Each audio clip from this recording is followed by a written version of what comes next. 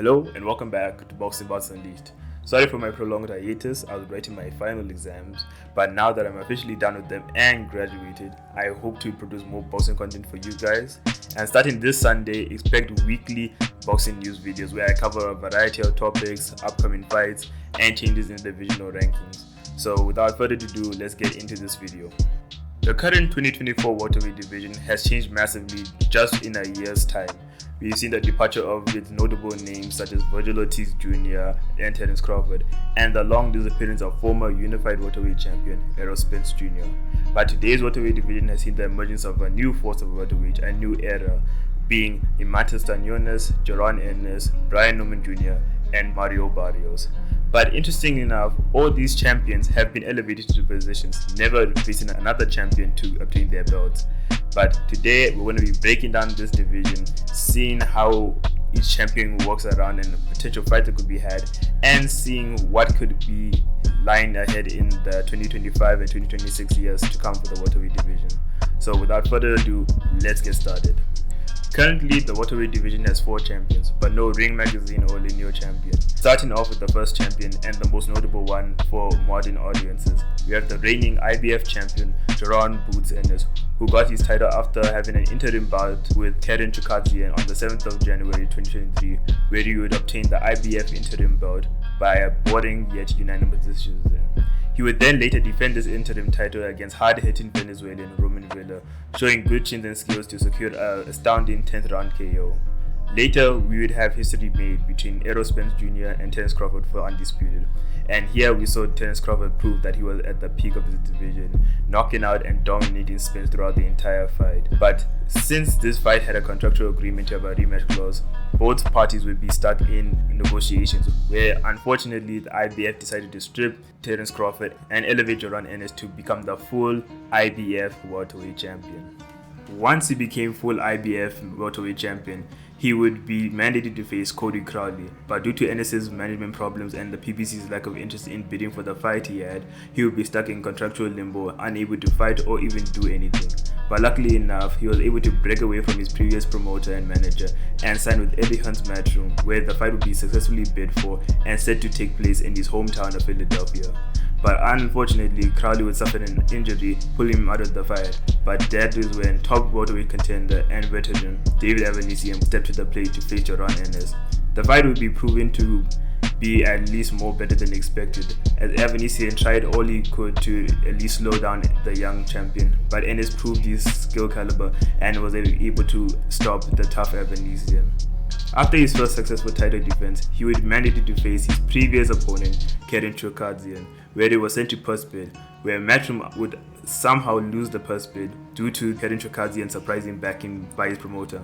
But Eddie Hearn pulled through and found a way to secure the fight again in Philadelphia, as well as securing a great co-main event with Jesse Bam Rodriguez facing Pedro Guevara. This time, Chukadzian would face Ennis in a more brave way, as he would take the fight to him and even stunned him and hurt him at points. But Ennis showed his caliber, able to drop Chukadzian in the fight and even go on further to secure many rounds in the ending sequence of the fight, where he would leave the fight still IBF welterweight champion and still proven to be a legitimate top fighter, as we all knew he was. With Ennis at the top of his division, he is looking to have an undisputed run, but also we see that Turki Al-Sheikh wants him to face 154-pounder and super welterweight contender and WBC interim champion Virgil Ortiz Jr., but we'll see how that fight goes in the future.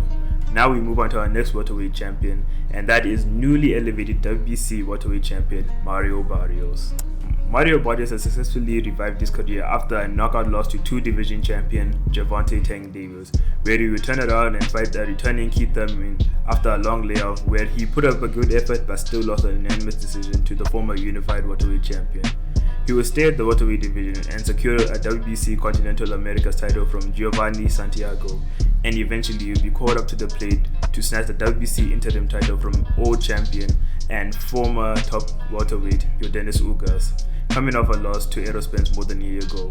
Barrios would show his class and even drop Ugas in the 2nd and 12th round and managed to capture the WBC interim title from the veteran.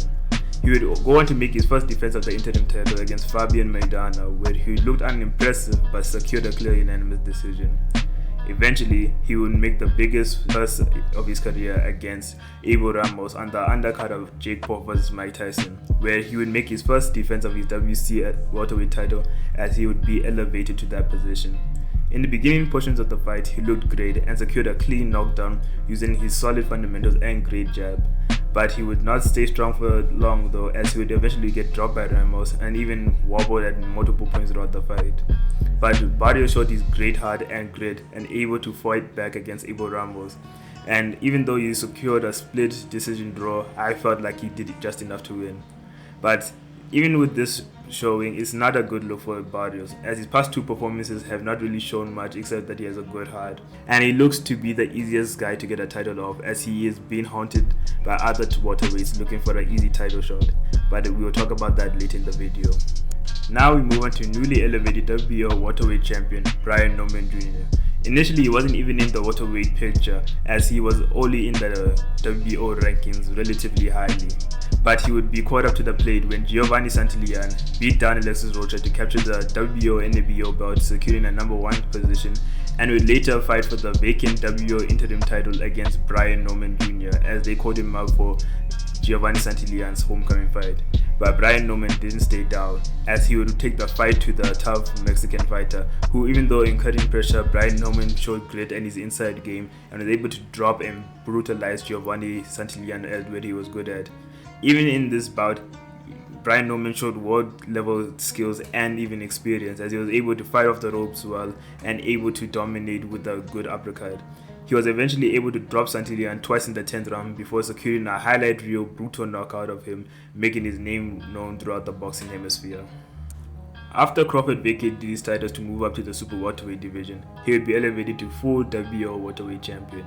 He would engage in talks with Joran Ennis for a unification bout, but this is where unfortunately we would see his true colors, as he would be pulling out of the fight as he deemed an unrealistic amount of money, because in his last outing with Giovanni Santillán, where he made a reported $180,000, Eddie Hearn offered a $1.7 million purse against Ennis, but Norman proved to show that he didn't want to take the fight and said it was too little, and talking about other excuses such as taxes. This is unfortunate, as this would have been a great fight, and in my opinion a cowardly move just not to bet against yourself because you feel like you would lose. Moving on, he was supposed to face top-ranked WBO contender Derek Cuevas on the undercard of rising contender Keyshawn Davis vs Gustavo Lemos, but he would unfortunately pull out due to a hand injury and be left out this entire year, and he looks to make a return next year. I don't see where he can go throughout his career after this, maybe try and renegotiate the Joran Ennis fight, or even try and secure another unification with the other champions, but only time will tell what he would do with the rest of his career. And the last champion in the welterweight division is the WA champion Iman Tastanionis, who had held the WA regular bout after beating Radzab Butayev in a close split decision.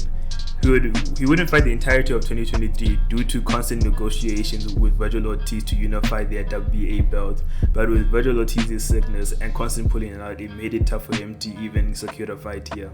But in 2024, he would be called up to the stage to face Gabriel Maestre, as he would defend his WBA regular title, as he was become the true WBA champion, being elevated after Crawford vacated his titles. He would beat Gabriel Maestre pretty easily, but wasn't really impressive for audiences. He was also in talks with Joran Ennis to have a unification bout, but also put out again, asking for too much money as usual.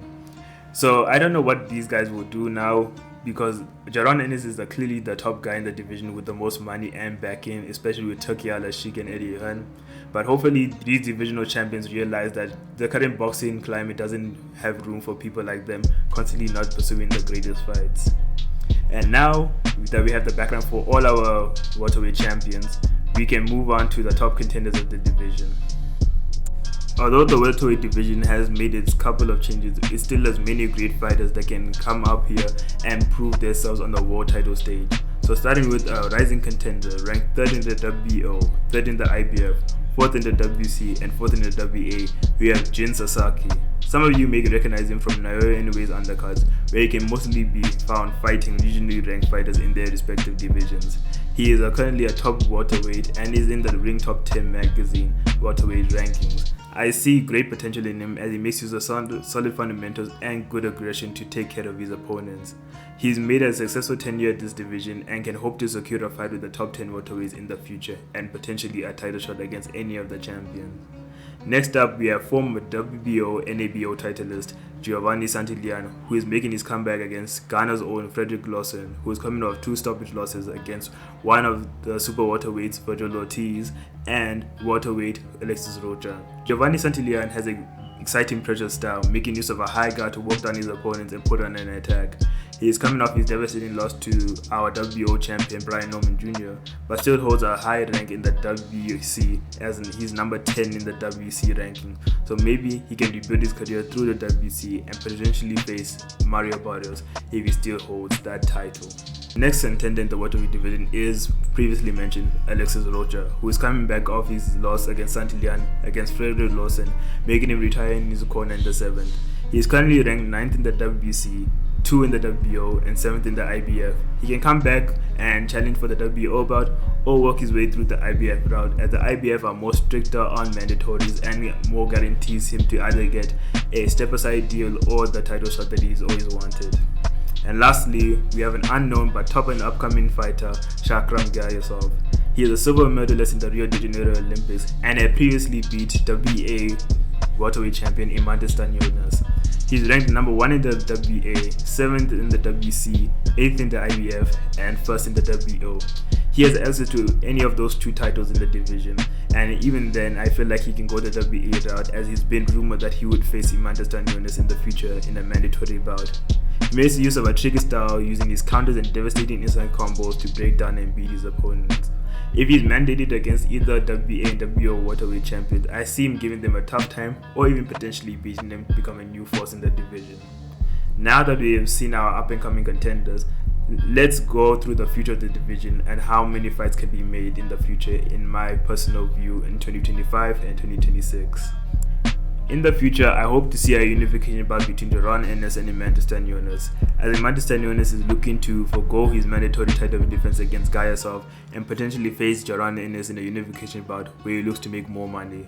And I see Ennis beating him down and finishing him late in the round, as although Stanionis' come forward approach is more calculated than the rest of the fighters in this division, I see his simple style being a good challenge and great test for Jaron Ennis to prove that he can fight on the inside as well as the outside against somebody around his size. Moving on, I think Brian Norman would defend his WBO title against other ranked contenders in his rankings, but eventually I see him facing Shakram Gayasov in a tough 12-round bout where I see Gayasov edging out the 12-round unanimous decision. And now we have our last champion, Mario Barrios, whom has to face the winner of the WC final eliminator bout between Solomon Sissoko and Edgar Gavliauskas. And honestly speaking, if you were to face either winner of the fight, he loses to them both, as I see him as the weakest link in the division due to his size advantage not being really imposing on any of the other welterweights and not having a realistically strong strength advantage between everyone else. So I feel like he would lose to most of the top 10 fighters, and most people are gunning to face him just off that thought alone. But if he looks to make more money in his career, he can go and face Conor Benn, who is returning off of his ban from Britain and is looking for the title shot that he's been so longly waiting for. And for the rest of the division speaking, we can talk about people coming up and moving up in this division, and I see guys like Devin Haney and Ryan Garcia moving up to the welterweight division to have their rematch. Regis Progress and Josh Taylor, at the end of their careers, they can still hope to get one more spark and end off on a win. And former IBF super lightweight champion Subru Matias, as even though he's leaving his prime early, he still has a good strength and solid size advantage to make use of it and probably beat down against the top 10 welterweights. And lastly, we have the Ring and WBO super lightweight champion Teofimo Lopez, who was rumored to face Brian Norman earlier this year but bailed out for some obscure reason. And with the signing of Eddie Reynoso on Teofimo's team, I think we will see that fight in the next coming year. So now we'll have our closing statement for the video.